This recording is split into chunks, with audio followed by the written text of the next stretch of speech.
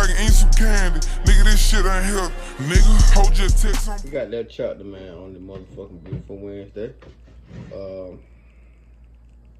This film was Vengeful Killer's Hitlist. Vengeful Killer Hitlist. Oh, hell. I don't think they're gonna be good. But yeah, man, I'm gonna get the video started. Yeah. Derry, home to approximately 22,000 fine folk. It's a suburb of Chi-Town, and get this, it is in the top 15 best places to live in the county that's in. Nah, that's great, no doubt, but come on, let's get you up, because the story I'm about to tell you, they leave out of the tourism brochures. I hope. It all began on March 2nd, 2010, and the silence of the witching hour was rudely interrupted. At 3:10 a.m., a panicked call came in to the Darien Police Department. It was from a 25-year-old woman hiding in the closet of her home, and she was saying someone had come in the middle of the night and opened fire. Damn. And they were still in the house. Damn.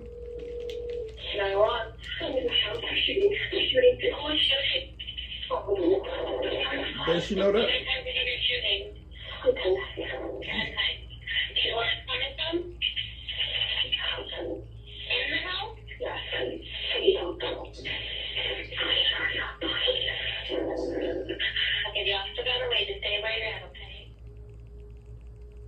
This was Angela Kramer, and the house was her parents' home, her family home. For all poor Angela knew, the rest of her family had already been shot to death. And she wouldn't be far off thinking that neither. Damn. This was in a nice, quiet neighborhood, and by all accounts, the Kramer family fit the same bill. They had this big, beautiful home, never had any interaction with the law. They were business owners or worked in education. Police rushed over minutes after the initial 911 call had been made. The first thing the police saw when they rocked up was a young man climbing out of the basement window, and they were thinking, what's the deal with this beeswax? But that would turn out to be Anthony Kramer, who was an older brother of Angela. He had been staying in the basement when he, like Angela, had heard gunshots in the house. Anthony and Angela would be the only two survivors, both extremely traumatized and in just shock over what had happened. The Kramer family was made up of Jeffrey Kramer, the dad, his wife Lori, and their 3 children. Anthony, 29, Angela, 25, and Michael, 20 years old. The family, longtime Chicagoans. Jeffrey owned Kramer's Towing, which does exactly what it says in the tin. Lori, she worked at McGraw-Hill, the education publishers, and Jeffrey and Lori had been married 30 years by 2010. Michael, the youngest, had recently enrolled at the Universal Technical Institute and was going to follow his dad. The whole gang, lifetime Bears fans, White Sox fans, apart from Lori, who was a Cubs fan. And they were all known as generous with their hearts, their home, and their time. And now, 3 of them were no longer around. When the police entered the home, they found shot to death Jeffrey, Lori, and Michael. R.I.P., man. Going inside, right at the front door, lay Jeffrey, shot dead. Glancing up, Lori was there on the stairs. And then continuing inward, near the garage, lay Michael, the very same as his parents. All had been shot numerous times, with execution shots to the head as they lay on the ground. Whoever did this wanted to make sure it was done right. But there were no signs of the suspect in the house. Angela was still hiding in the closet when the police found her, and escorting her out of the house, they told her to cover her eyes. She didn't need to see this. Anthony, who had been, sleeping in the basement, he had tried to make his escape, hearing the gunshots upstairs. And as the police were outside securing this horrific crime scene in this nice neighborhood where this kind of thing doesn't happen, a young woman ran over, and she said she too was inside the house. Now, she was Michael's girlfriend, deceased Michael, and she said, she had been staying over at the house herself, and Michael had been sleeping on the couch when someone bashed their way into the home. I was asleep on the couch and I heard a crash coming from the outside, the street, coming in the window, and then I heard a shot. And he was like, oh my God, and then I think he got shot. I heard a shot, I got shot, and I ran. She had managed to get out before anything happened, and she was the only one able to give a description. But all she could say was just, it had just been one man, and he had been dressed in black from head to toe. The method of entry was a broken window. By broken, I mean smashed, and the hammer used to do it lay just inside. Whoever did this wasn't trying to be, a sneaky snake. They'd broken the window into the living room where Michael and his girl had been. She ran. The shooter got into a struggle with Michael, but when Michael tried to flee, he was shot. And then Jeffrey and Laurie, hearing the shots, ran downstairs, where the killer shot them too. A lot of .40 caliber shell casings were found strewn across the floor. Footsteps in the snow were found leading out via the back door, through the neighbors' backyards, and eventually to the street where the trail ended. Nothing from the home, appeared to be missing. It seemed like it was a targeted killing. The only thing taken were lives. When asked, if you have any enemies after multiple family members have been shot to death, your first instinct is, well, is it Michael Myers? Or is it friggin' Pennywise or something like that? This isn't enemies who would leave you an angry note or piss you off by parking in your driveway. This is psychotic. Anthony, he wasn't able to give the police anything about who could have possibly done this. Angela would say the only person she knew of that was pissed off with the family was her baby daddy. They'd just broken up a couple months prior, just after Christmas. And that breakup hadn't really gone so well. I just split up with the father of my son. My baby dad? Right after Christmas. Good guy. Nah. Yeah. Pussy ain't that good. What kind of issues? Anger management. I hope not. Anger issues? I mean, that's like saying a person who murders 3 people, shooting them to death, has anger issues. I mean, go understatement, come on. You know why you left? Yeah, on top of not ever being able to get along with my family and stuff that has gone on with my family. And if you get on his bad side, then you will never be on his good side. She named her ex Johnny Borisov, as if someone was gonna do something, Borisov would. Borisov, what a name, straight out of the gulag, this lad. Or maybe straight in, if he had done this. I don't want to say that because my son's father, but if you look at history in the whole year, there has been issues with my family. Okay. I realized that I cannot be with that guy. Did you know where your veterans yet? He knows where everything is in the house. Angela and Johnny had met. Well, Johnny was friends with Angela's previous boyfriend, a guy named Steve. Steve had sadly passed away in a motorcycle accident. After Steve died, Angela and Johnny Johnny was unemployed, but he would be out all night, claiming he was making his collections from vending machines. Which I love for how bullshitty that sounds. Angela and Johnny, they'd been together for about 2 years, but after they had a baby together, he became extremely possessive of Angela. This rubbed, as it would anyone, but especially the Kramers, the wrong way. They were all about family, and when Johnny wouldn't let Angela see them, well, trouble was brewing. It had been escalating and escalating. About a year before the Kramer family murders, Johnny Borisov had pulled a switchblade on Jeffrey because he's from the 50s, apparently, saying he was going to kill him. He was going to H and kill him. Then, a month later, at a baby shower for, his and Angela's kid, a baby shower he was not invited to, he got into a physical altercation with Mother Laurie, hence custody issues. And in fact, the night of the murders, Johnny had the kid. Why the kid wasn't in the house? Interestingly, though, before the police could even speak with them, he called them. He had seen the news, and he was worried. Expedia members get member prices and rewards for future trips.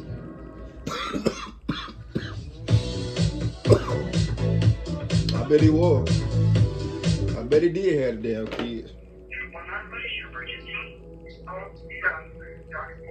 I just from the news, and I think my girlfriend's house got shot up. Why are you concerned about it? Can I answer? Overdose or whatever, I don't know. You would like to see an officer? Yeah. Man, look. He even came in his cell. If he was that worried, he would have called her on her damn number. If you got a kid with a female, I know anybody I used to fuck with, I can call him right now. Check up on him. To speak to the police. He could have did He the knew same he would be thing. up against the wall first, and he was pissed off about it. I Dumbass. didn't do anything wrong. I'm scared. You didn't think I did, but I did. Or did he come in because he knew they would be knocking on his door? Like to preemptively avoid, to not look suspicious. Maybe. You be the judge. Till I tell you what happened. He was worried, but relieved Angela was okay. And when questioned, he had a strong-ass alibi. CCTV backed it up. He was at a casino all night, there until 4 a.m. when the shooting happened at 3 a.m. Still though, Johnny was the only one who had beef, so they took his phone, examined it. Let's see who was calling the big lad. There was one number they saw on Johnny's phone. It was from a burner phone, but a number of calls had been made to Johnny shortly after the murders, and in fact there had even been a voicemail left. This guy had been calling Johnny saying he thought he was being followed the whole time, and he said his name was Jake. Someone was a wee bit paranoid. It was then another call came in related to the Kramer family murders. A man was calling in saying his roommate, Jake Nodarcy, maybe the same guy who was in contact with Johnny, had made some weird statements about the murders and was acting super weird and paranoid. What did he say? Hello, we just need to go, Jake, I'm kind of freaked out right now. I feel something's wrong. I'm driving on the highway and I feel like there's nothing but cops around me. The sound of his voice, it sounded like he was trying. And he's like, well, this might be the way, and I never, could talk to you and stuff. Did you just why? No. He's always been depressed. What do you think's going on? He look like he quiet too. He like he quiet type. Yeah, like he did it. Whatever part of this, but if you had a hand in what... Bro, like quiet type. I know he did it. Her hand in that. He wouldn't handle it. He wouldn't be able to live with his self-injury. This guy also told the police that Jacob Darcy and Michael Kramer were good friends. They were all part of the same friend group. That was until a few months back when they had a falling out. So now you have two people linked who had a falling out. The falling out was that Jacob had lied to Michael about being friends with Johnny Borsev, who Michael obviously hated. The plot just got a little bit thicker. Now, Jacob Darcy would say he had been depressed since he was 10 years old, mainly due to his parents being strict Jehovah's Witnesses and not allowing him to hang out with others or basically do anything. If he did, he got the parents' daily special, the knuckle sandwich. To cope with drugs and alcohol, it was. But Jacob Darcy's life, it was going downhill. He was friends or had been friends with Michael Kramer. They all hung out in the same friends group, but Jacob's two of his friends, his really close friends, had recently died. He walked in on his girlfriend to get railed by another one of his best friends, so he was not in the best mental state at the time. And Jacob met Johnny when Jacob bought drugs from him. When they met, Johnny told Jacob, "Oh yeah, I'm part of a big drug dealing gang. Don't tell anyone though, and definitely don't tell anybody that we're tight." Michael though did find out later, hence the falling out. But Booty, where was Jacob Darcy now? On the run, mayhaps? It looked that way when the police discovered that only a few days before the murders, Jacob had purchased a .40 caliber handgun. Tracking the burner phone, it was traveling south to Florida. Jacob's parents were in Florida. He was beating a path there, knuckles white against the steering wheel, tears streaming down his face, seeing the flashes of blue and red every time he looked in his rearview mirror. While hitting the dusty trail, hitting the bricks on his way to Florida, Jacob Darcy even dialed 911. Dumbass. He was so paranoid about being followed and that they were onto him.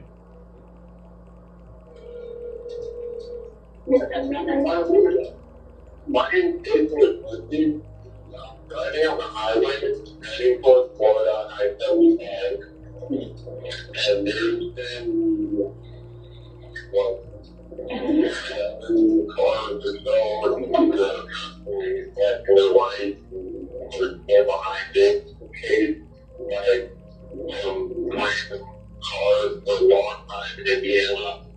I was feeling that the cops get over something. I don't know what the hell's going on. Is it anything going? Am I aware? I can tell I've done anything at the point. They did me up. He was found and arrested sleeping in his car outside their home. But if Jacob was the one who did it, why? You had Marshall came and got his ass. Them niggas is not playing. They know what's going on.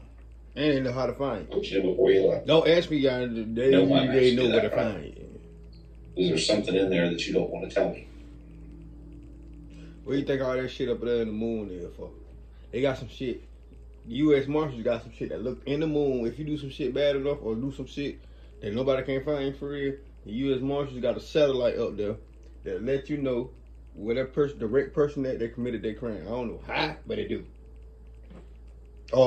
It works somewhere like that, if I ain't tripping. There's I'm scared repercussions as open my mouth. he would go after my family. Only way that you can help yourself and help your family is to tell the truth. Because then we can deal with everybody involved and we can make sure they don't harm. Okay. This is awful. What happened? It Doesn't sound like it. He falling back. It's started. My family's gonna be safe. You say? You tell the truth, 100%. Yes. Johnny is telling you that you have to do this or your family's a... I saved $320 by using Rocket Money to cancel subscriptions. Here's how. Just open the app. That's correct. Okay. When did this start? Jacob told the police he had been threatened by Johnny Borisov, that if he didn't kill the Kramers, he and his family would be killed. After all, Jacob believed Johnny was part of this big-time drugs gang that could get you anytime, anywhere. Where we went, he got respected like that by gang members, and I knew that they were clearly doing that. The crew would come after me. I didn't do this. Is this Johnny telling you this? Yeah. Well, he also told me I could just run. But he said, you know what's going to end up happening if you do that. I seriously thought they would catch up with my family. For Johnny was, his friend. His only remaining friend that took care of him. And Johnny told young Jacob that, with the upcoming custody battle between Angela and Johnny, she was going to expose this drugs gang, as ammo against him in the custody battle. So therefore, she had to go. But not just her, the whole lot of them. Yeah, the whole family. He's one of the person as he thinks he is. He's done a lot of good things. He's also done a lot of good things. Johnny was pretty easily, as you can see where this is going, very easily able to manipulate young Jacob. And a plan was even hatched that Jacob believed. It was like that scene, in Breaking Bad, where they organized all the murders happen at in the exact same 10-minute window. See, Johnny had told Jacob that there's going to be a whole heap of murders, killing people who could expose their drugs gang. Jacob had to go after the Kramers. Johnny was going to go after a bigger fish. Why does he go? Because he's supposed to be going after the more dangerous cousin who's in a gang. Of course, when the police checked that out, there was no other murders. At least not related to this that night. You're talking about this little hit squad going out one night. There's no police reports. We haven't found any unknown dead bodies. He got on a dumb and because of course there was no gang. Johnny Borisov was a small-time loser, drug dealer. And he was able to manipulate Jacob, who had a lot of his own difficulties with mental health and drugs and alcohol and yada yada yada. How many bodies did we find? Yeah. And who shot him? Me. Dumbass. The Yankees completely used me. I thought I had no other options. I really did. He was a small-time drug-dealing loser who found an even bigger loser to play and be his lackey. He simply hated the Kramer family and wanted them dead, that, and custody of his kid. Damn. Johnny laid out the entire plan for Jacob, told him exactly what to do, and he did it. Both Johnny and Jacob were arrested and charged with multiple counts of murder. Dumbass. Both Borisov and his friend, 23-year-old Jacob Nadarsi, are being held without bond on murder and conspiracy charges for the March 2nd slayings of Jeff and Lori Kramer and their youngest child, Michael. DuPage County prosecutors say Nadarsi admitted to actually committing the murders and accused Borisov of masterminding the attack to get revenge on the Kramer's daughter, Angela, who he was locked in a bitter custody battle with over their infant son. Angela Kramer managed to survive the attack by hiding in a closet and calling 911. Borisov's attorneys say prosecutors have accused an innocent man. In the jail, by the way, they were actually specifically placed in two cells that were right by each other to see if they would, yammer away to each other. And yammer they did. Or yammer specifically Johnny Borisov did. In jail. He was giving out to Jacob saying, I'm about to get out of here, the drug stealing gang are waiting for me, and you better watch what you say because they'll get you. Of course, he was still shy-talking Jacob, and at this point I think Jacob knew he was shy-talking him. But what this did do is that Johnny didn't realize the police were listening in, so he essentially was corroborating Jacob's entire story. In 2011, Jacob pleaded guilty to the 3 murders and would cooperate with the state against Johnny. Johnny pleaded not guilty, and his trial began in 2013. Prosecutors say Johnny Borisov had very specific instructions for his friend Jacob Darcy on the night of the murders. Jake? Both of these motherfuckers dumb. They both told on each other. They both told on each other, bro. Like, before even people even knew who they were, they told on each other. Kick in the door. Dummies. Or break through a window. And once you get inside, Jake, stay committed. Gotta stay committed, Jake. Kill everybody in the house. But especially kill Angela. Johnny's defense mainly went against Jacob, saying he was mentally ill, and him as a star witness was just pure bullshit. Now he's pointing the finger at the man he says told him to do it, Johnny Borisov. I said, why me? I said, why does this have to happen to me? I said, I can't believe there's no other way. I can't believe it's come down to this. And then I said, I guess I really don't have much of a choice. He said to put one bullet in each of their heads to make sure that they were dead. And he said to make the shooting look as if it was done by a gangbanger. The plan, according to Mr. Borisov, was that he would be under cameras. Gangbanger. Bar or casino. And you had no idea where he was when you were in the Kramer's house killing people, did you? I only knew what the plan was supposed to be. Back in 2010, you broke into the Kramer house, and you did that to Michael Kramer, didn't you? Yes, I did. Let me show you another photograph. People's Exhibit number 121 for identification. You shot Michael Kramer in the head after he crawled into the kitchen to try to get away from your first bullets, didn't you? Yes, I did. That's the gun you used to blow away the Kramer family, is it not? Yes. You made the decision to purchase the gun, didn't you? Yes, I did. And you made the decision when you broke a hole in the Kramer home to take that gun and go inside and fire it at least 11 times, didn't you? Yes. Johnny Borisov did not put this gun in your hand, did he? No. No. Johnny Borisov did not load the clip for you, did he? It's becoming redundant, but no. Are you bored, Jake? No, I'm bored a lot in jail. This is kind of exciting for me.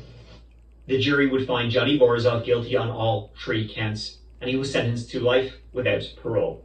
Jacob Darcy was sentenced to 75 years in prison. For the terrifying minutes you spent inside the Kramer home, you must now spend hopeless years inside a prison cell.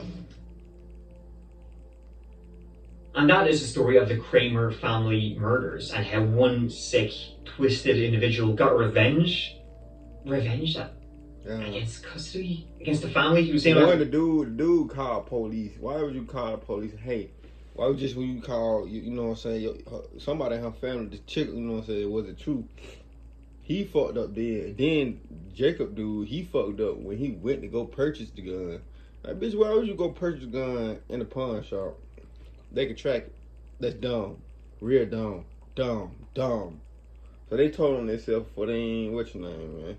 They real dumb, man. The whole situation crazy, but RIP to the victims, that bitch said. See y'all motherfuckers on the next video.